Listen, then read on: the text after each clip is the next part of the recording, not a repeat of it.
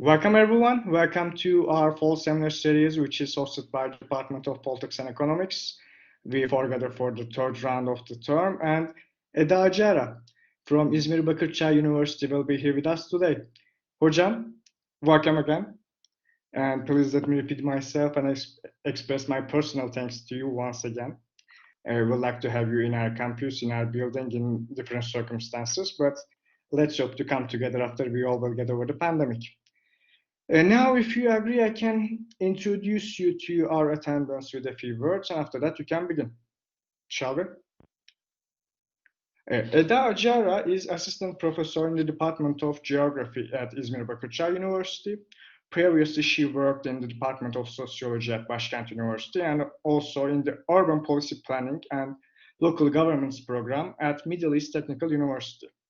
And also, as I know, she's an award-winning scriptwriter, but her academic research fields include gender and off-grid investments in the global south, food systems in Turkey, political ecology of water, and uneven geographies of the city regions in the global south.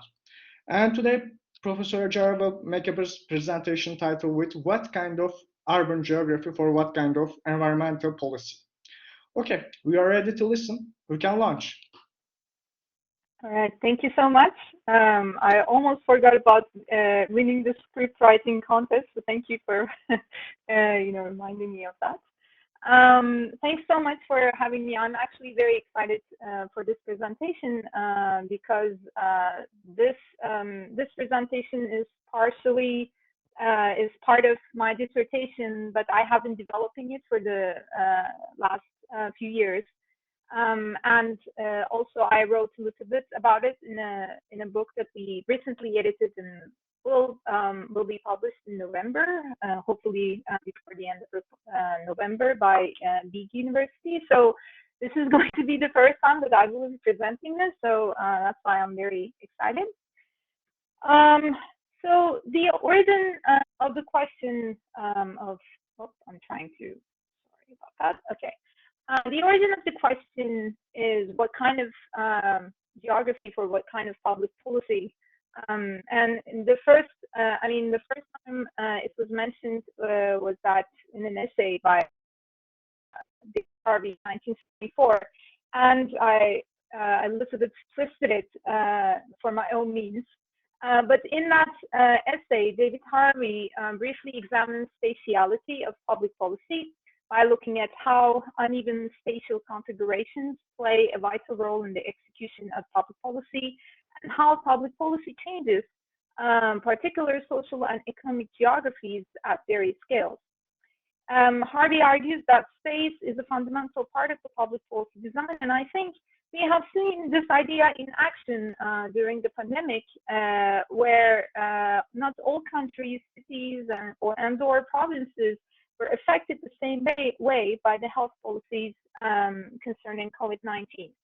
Having said all this, in today's seminar, where I pose this question, what kind of urban geography for what kind of environmental policy, slightly twisting it, I problematize water policies in relation to urban geographies. I'm more interested in building a much closer conversation between what came to be known as political ecology and unevenly distributed and experienced urban processes at a planetary scale. And I will get to there. So part of my presentation is a little bit theoretical. And then in the second section, I try to actually show how those theoretical discussions can be put more, or can be implemented, or I use it as a lens to see the water policies primarily at the juncture of Istanbul's growth and Thrace region. So, but I will get to there, just a little bit of introduction. So as I said, some parts of this conversation will be published in a Turkish edition to be printed by Bilgi University Press, and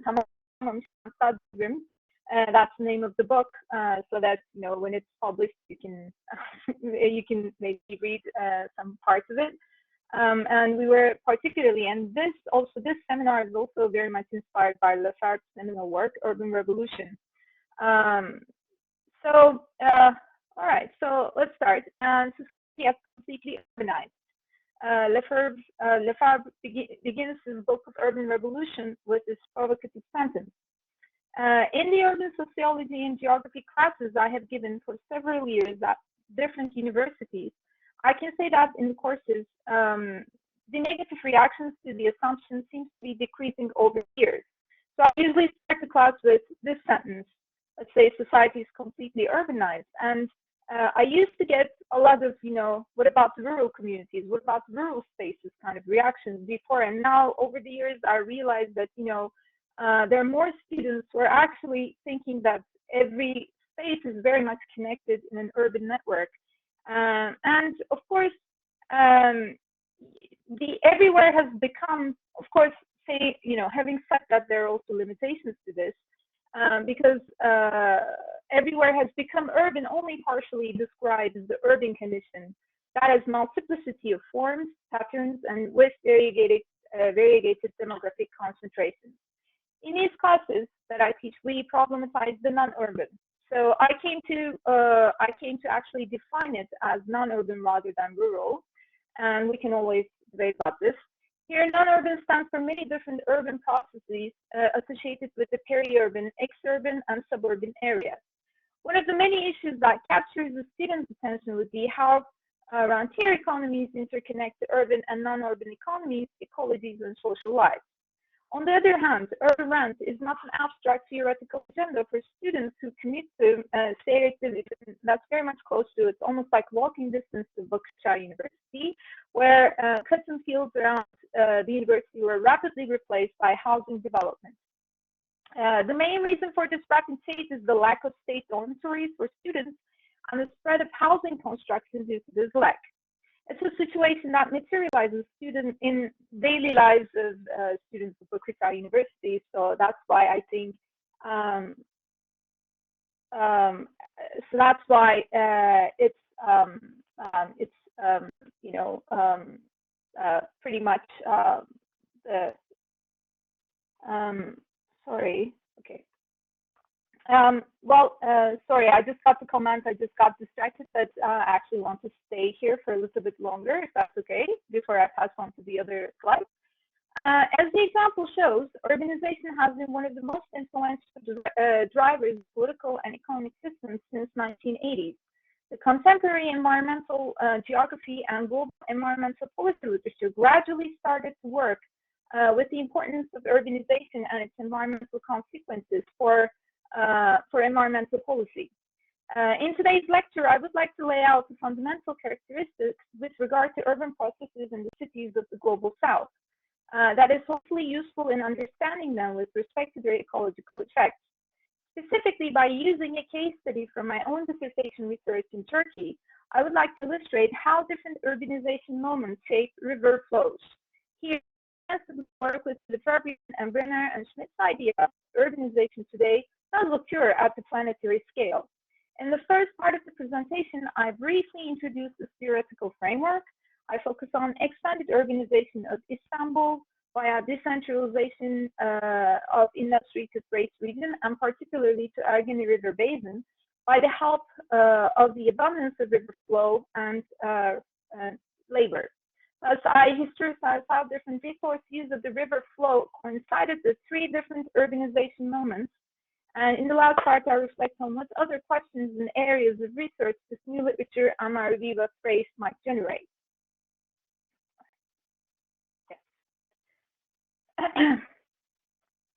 Today's environmental geography and global environmental policy literature continues to examine the metabolic relations of cities with their ecologies since the 1990s. The Anthropocene age, whose name we hear more often with climate change, appears as a historical moment that is increasingly used to understand how cities change natural ecological cycles. According to Jason Moore, historicizing Anthropocene as an era only with disproportionate impact of humans on nature results in indifference concerning the contemporary processes of urbanization and industrialization that is at the core of the ecological problems in the Anthropocene era. To counter this, Moore specifically considers Anthropocene in terms of the rise of cheap nature and the long history of capitalist relations. And while emphasizing capitalism, and this is a quote from Moore's work on cheap nature, capitalism as a way of organizing nature, relations between work, reproduction, and the conditions of life, end of quote. Jason Moore further asks, and this is her question, his question from the same book, is capitalism today capable of appropriating nature's free gifts on a scale sufficient to launch cheap nature strategy that has underwritten capital accumulation since the 16th century? In this context, I have been interested in examining how industrialization and deindustrialization shape contradictory relations between urban and non-urban areas of Istanbul and Thrace region. In doing so, it's imperative to understand how cheap nature is bundled in these two different moment-spatial configurations. And at this juncture, there are so many questions that we can ask. And I actually tried to multiply some of these questions, not only for today, but also, for further research. But some of the questions that can be linked to this research agenda are: what are urban forms and processes that set economic relations between urban and non-urban areas comparatively in deindustrialization and industrialization paradigms? How do these distinct moments bundle and cheapen nature? For more detailed questions would be, what kind of political and economic relations at a local context makes deindustrialization possible? It can be interesting to take, for example, law on metropolitan municipalities as an object of inquiry, and there is a literature that actually looks into it without necessarily bundling around the concepts of cheap nature and stuff like that. But it's a good way to think about this concept. By this, it might be interesting to look at how the law on metropolitan municipalities transforms common resources, common pool resources. Also, that's how literature talks about common pool resources, would serve as an example to such research.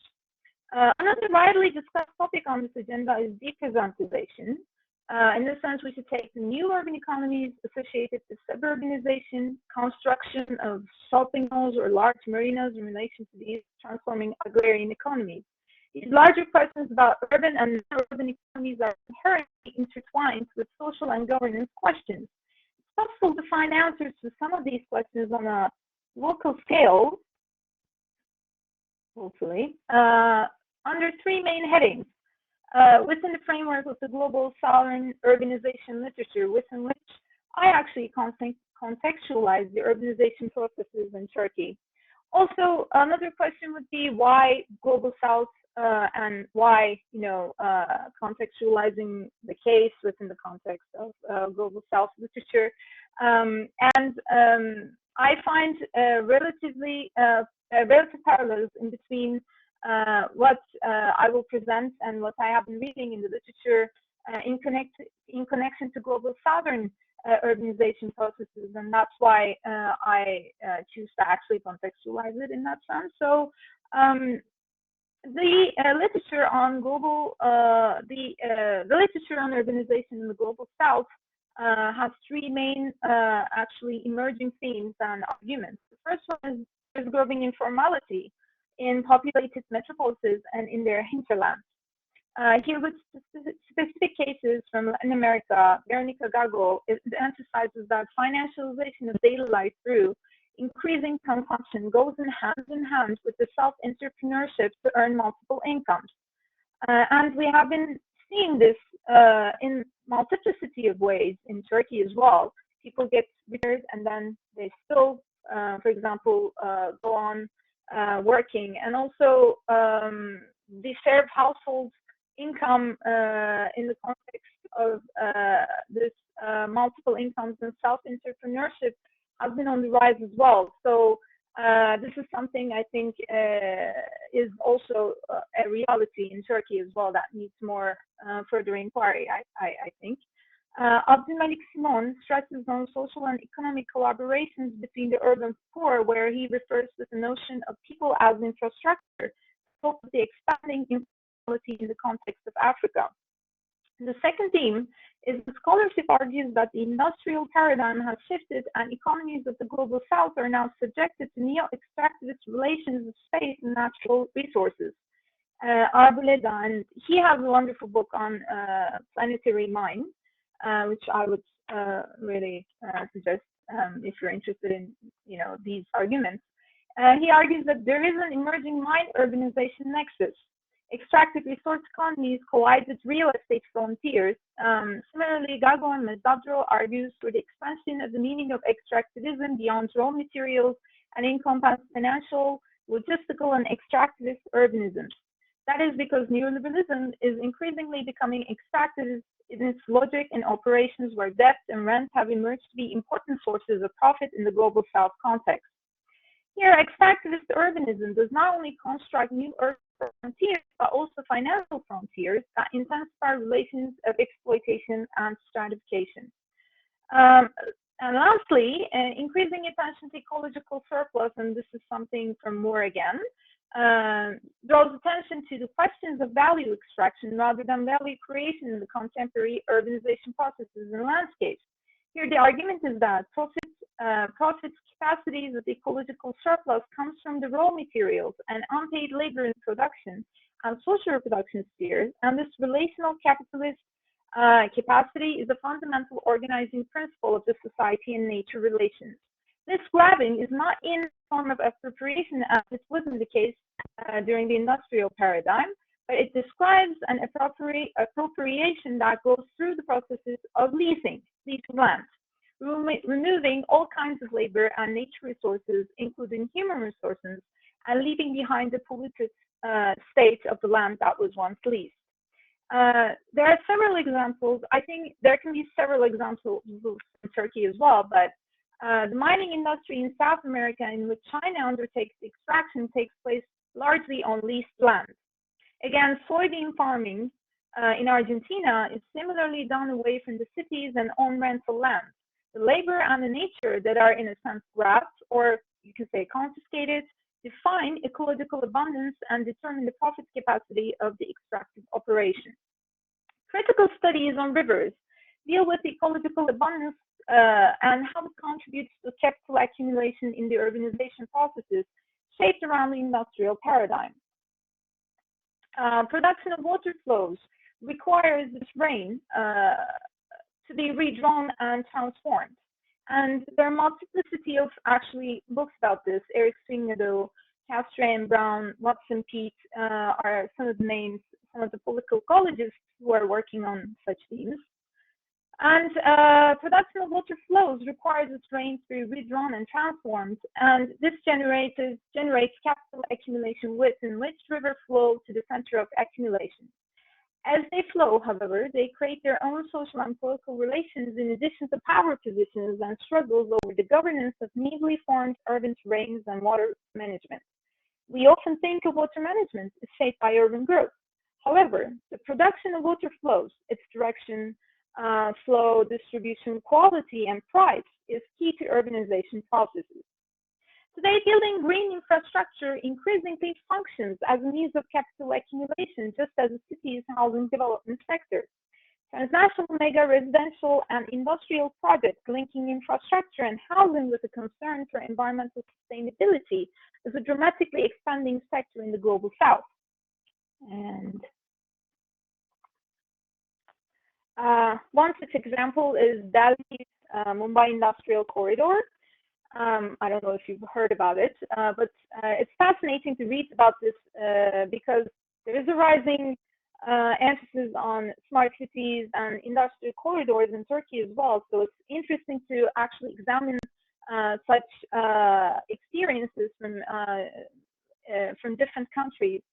And this Delhi-Mumbai corridor, known as the world's largest infrastructure project, with a high-speed rail linking 24 smart cities.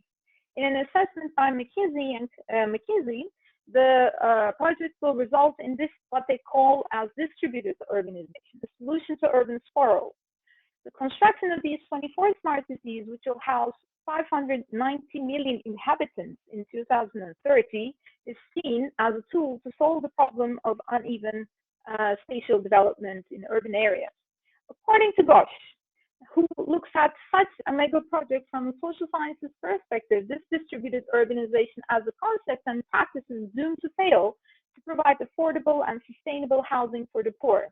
If we think together with Moore's cheap nature idea, such architects turn cheap nature and labor in non-urban areas into tools of capital accumulation by using urban infrastructure.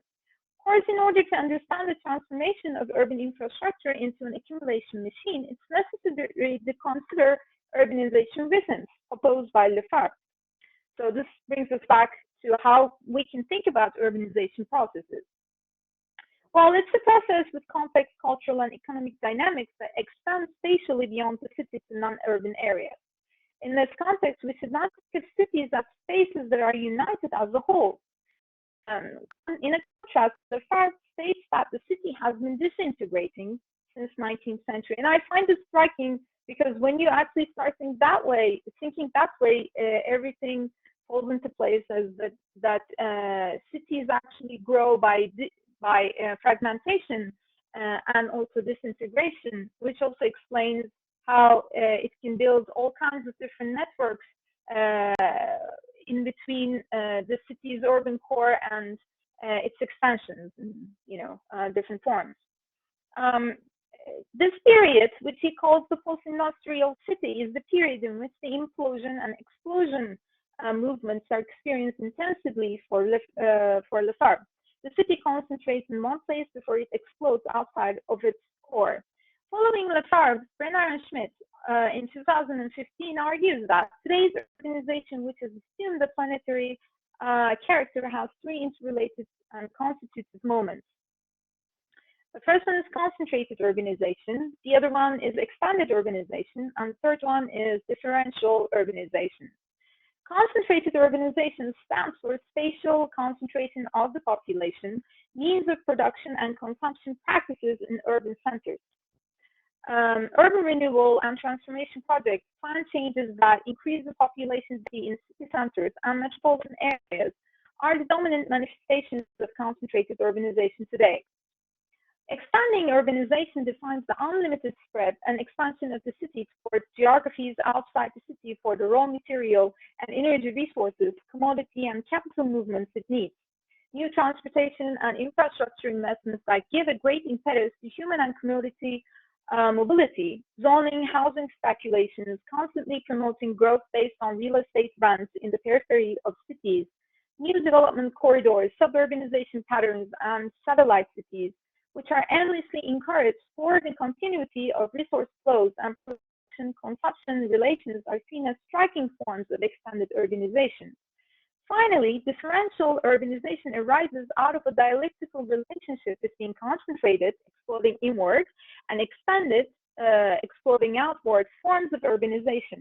Differential urbanization underlines the peculiarities of the social spatial organization and metabolic institutions of cities, emphasizes the potential of creative destruction carried by the diverse urbanization experiences and their new social relations and spatial forms, especially in the global south. Here, for example, operational hinterlands can turn into new centers of concentration, mimicking growth poles and tourist enclaves. These three moments are intertwined and they constitute the uneven development pattern of the city.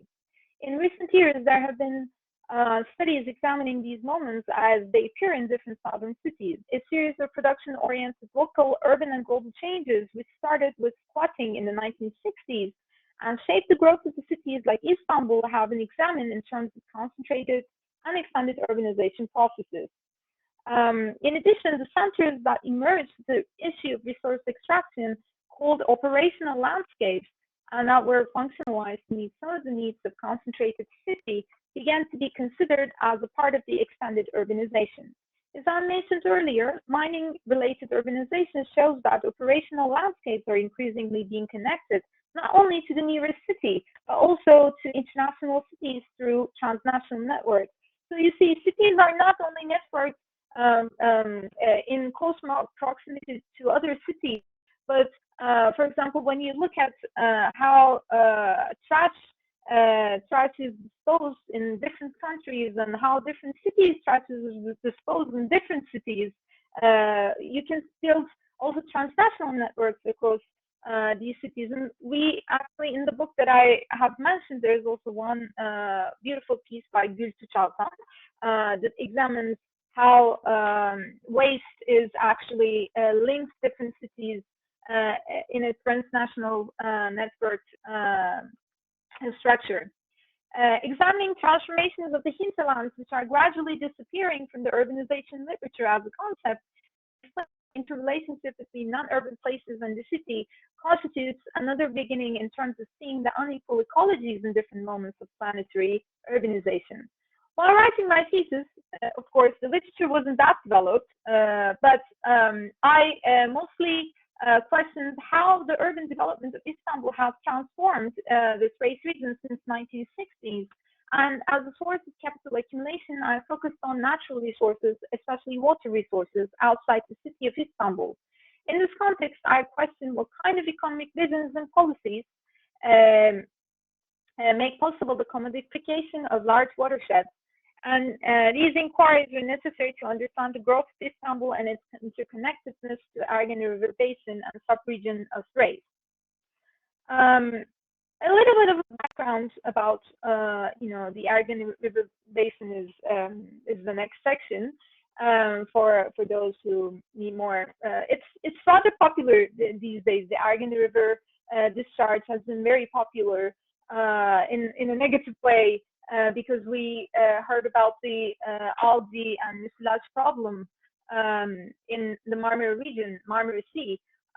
So maybe you heard about it, but Argon River is a tributary of Meriç River, crosses the border of Bulgaria, Greece, and Turkey, and it's recognized by the Ministry of Environment as a dead river with level 4 pollution. The river is the region's main source of surface water, as you can see from the map on the left. For today, the primary sources of pollution are domestic and industrial waste that are discharged directly into the river without any treatment. The Argon River Basin constitutes 54% of the Thrace region, where industrial and agricultural production take place simultaneously, and pollution affects areas along the river further away from the original sources where the river is born. There are 3 different periods within which Argon River was utilized, also differently, as a natural resource. And this is also some of the pictures.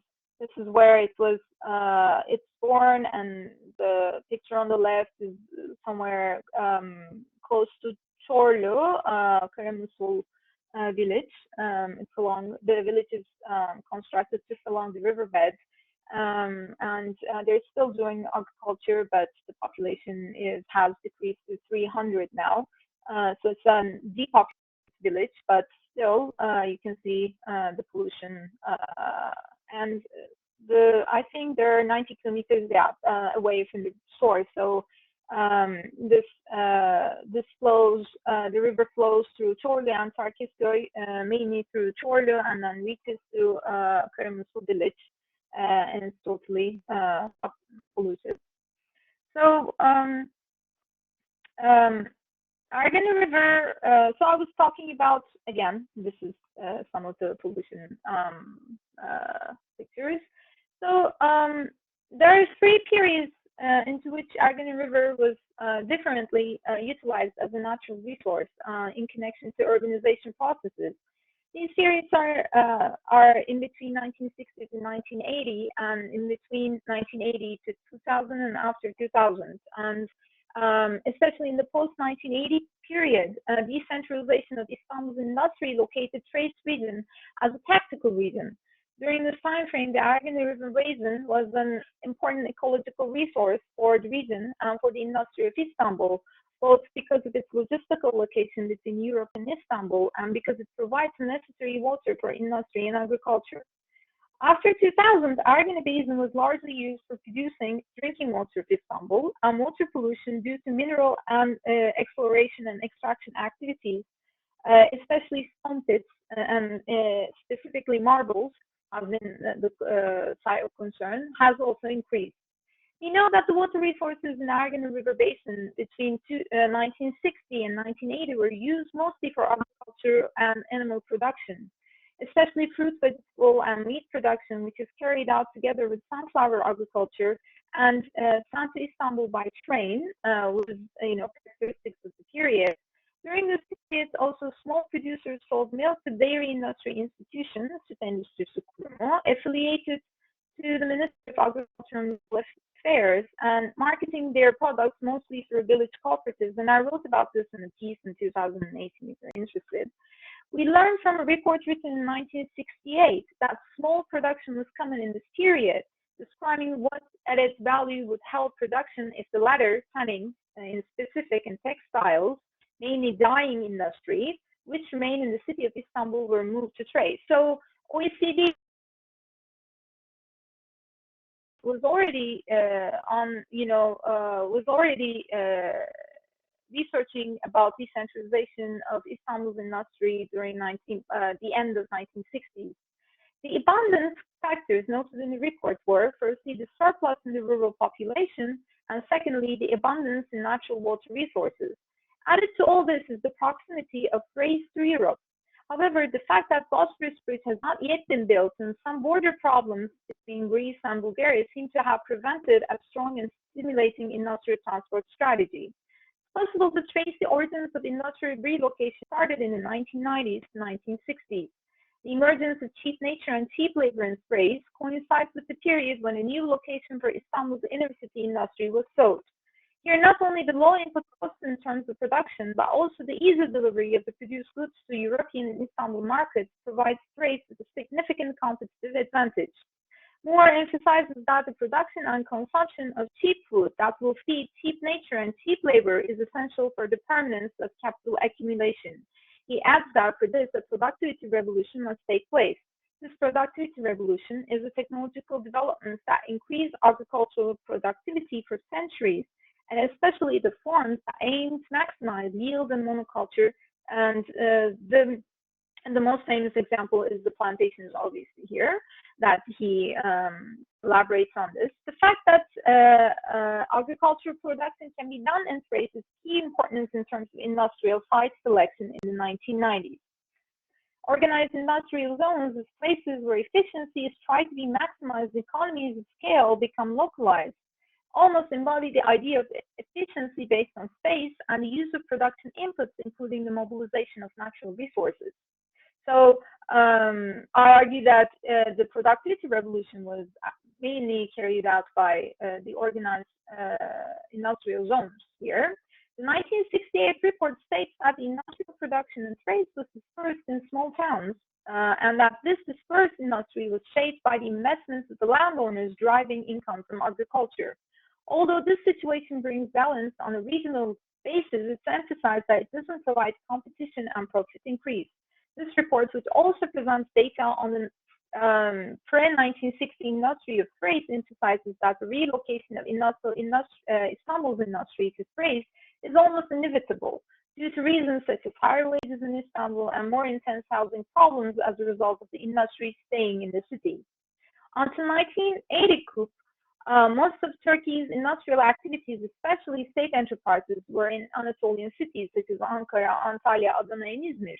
With the emergence of economic liberalization and adoption of structural adjustment programs, Istanbul became the center for the service, finance, and trade sectors of Middle Eastern and Eastern European countries.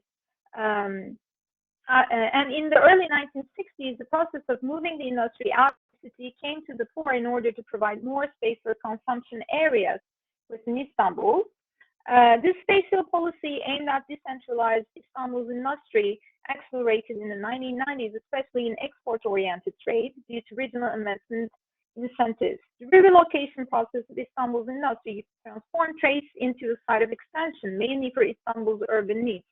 Along with many leather and dyeing industries in Kıraathane, the food processing industry moved to the organized industrial zones established in Çorlu and Çerkezköy. This relocation process is still ongoing, with İkitelli organized industrial zone to be moved to Thrace region. In fact, it is necessary to analyze the industrialization history of not only Thrace but also Kocaeli within this decentralization paradigm. According to a study conducted in Çorlu, one of the main industrial cities of Thrace, half of the companies were established after 1990, and total investment incentives reached the highest level in the 1999 period. When we look at this whole industrial relocation process, historically and spatially, it's possible to observe the driving force of urban expansion processes, which Lefebvre describes as the explosion.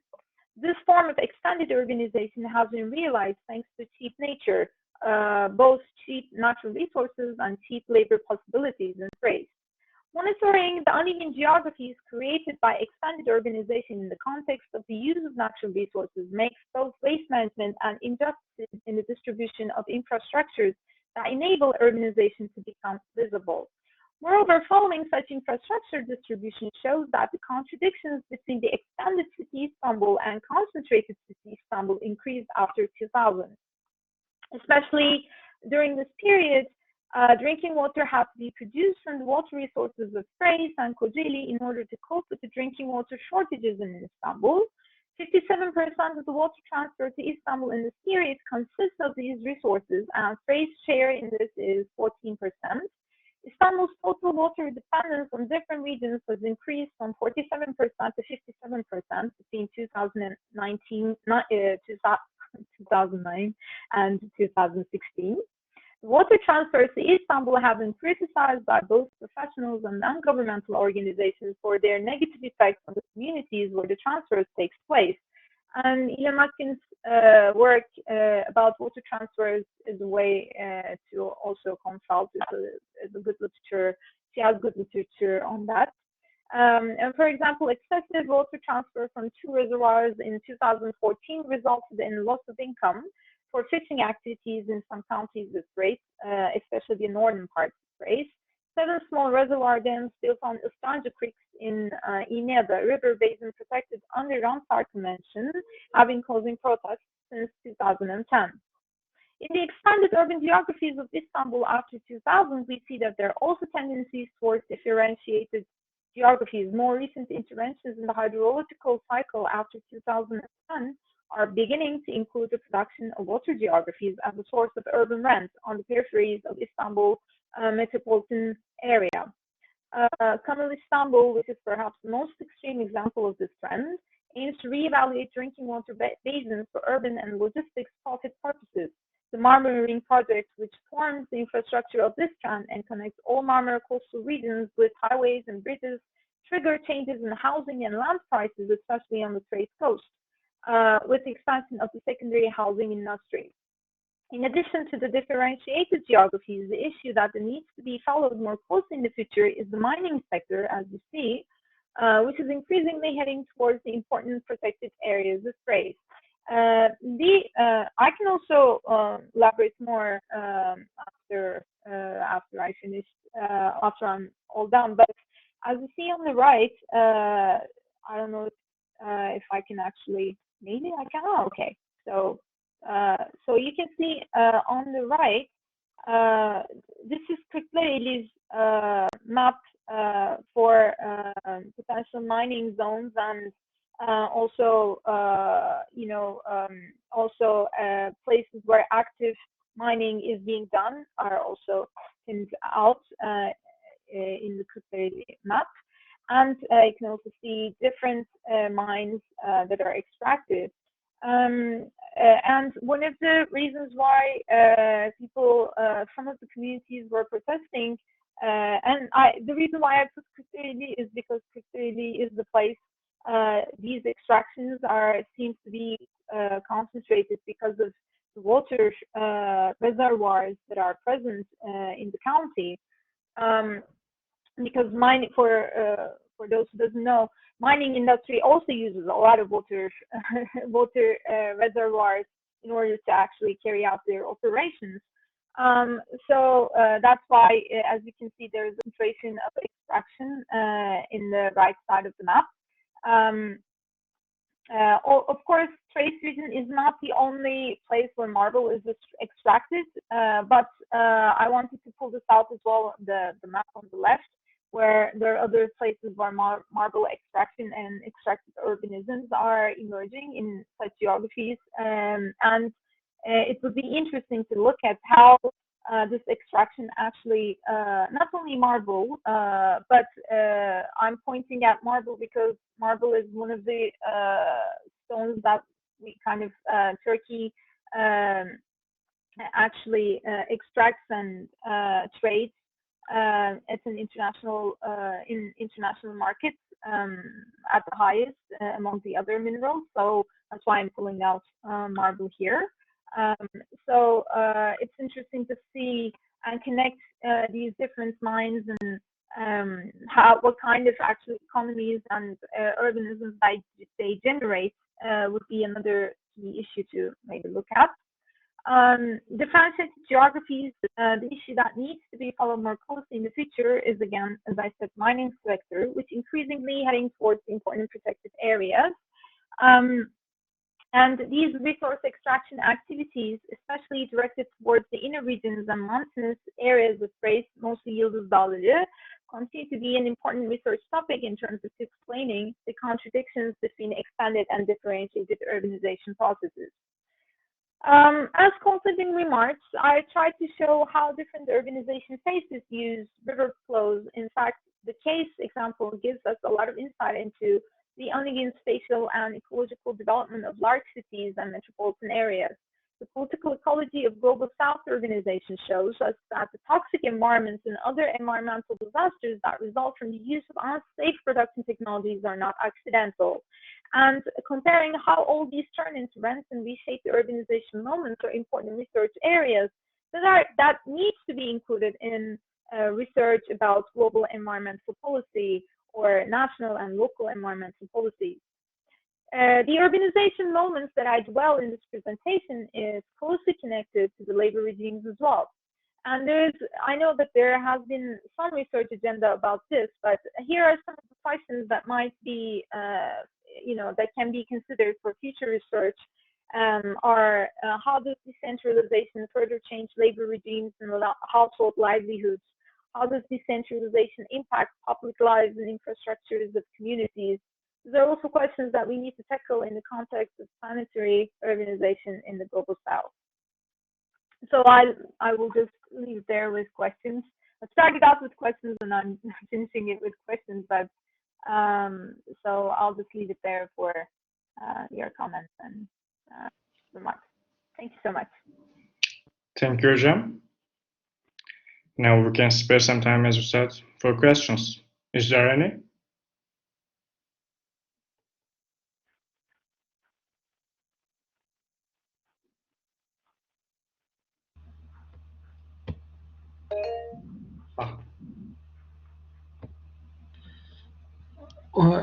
Thanks for the great presentation, Eda Hoca. A little bit out of your presentation, I'm asking, since you are the expert, how can you relate the European Green Deal with your research or in general with urbanization? Yeah, it's a great question because there are different scales into the debate, but well, the Green New Deal it's expected to actually relocalize many of the networks. I was able to follow a lot of literature on food production and how food, for example, networks will change in the upcoming years, and mostly supply chains will get shortened, and this will inevitably affect processes of food production and how trade will take shape. And obviously we would have to reconsider the quality and quantity of food that is produced to feed urban populations that are concentrated ethically in metropolitan areas. So that's one side that I can take. But from the regional point of view, Turkey is still far behind many of the new Green Deal objectives, especially in the context of extraction. There's a lot of actually critical literature that is, you can look at Ethem Cansu'ran's work on coal and climate change, and all these literature actually is very much critical about Turkey's standing of extractive industries. And so from the regional point of view and urbanism, the new Green Deal actually is targeting less of coal extraction to lower the carbon dioxide emissions. And it doesn't seem like Turkey is backing down from such coal extractive sites. And from the 11th development plan, they have a mining special report, and they emphasize for the region, for the Thrace region, this report emphasizes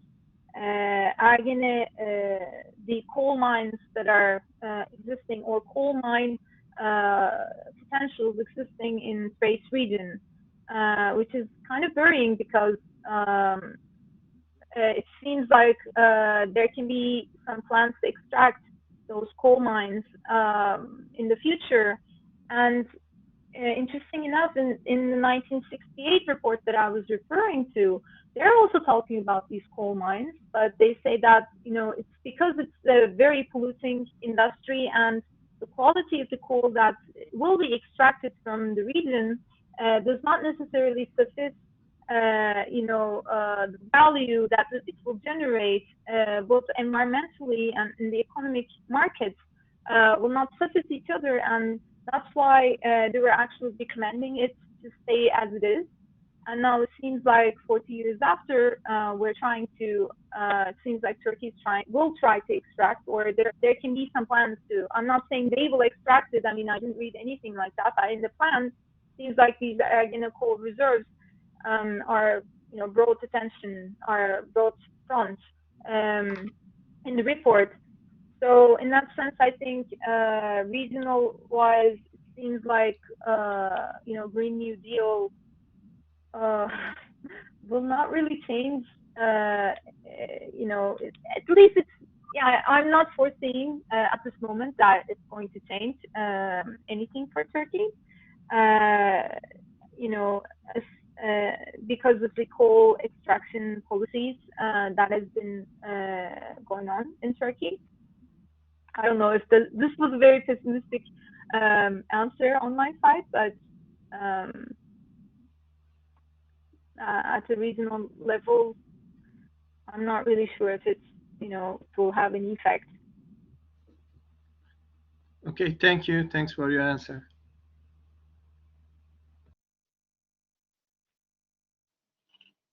And yes,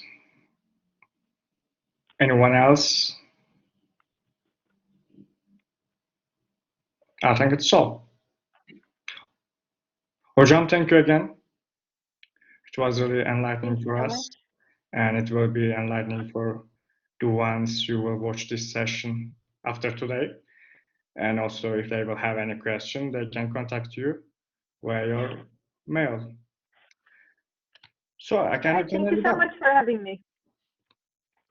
Yes, thank you.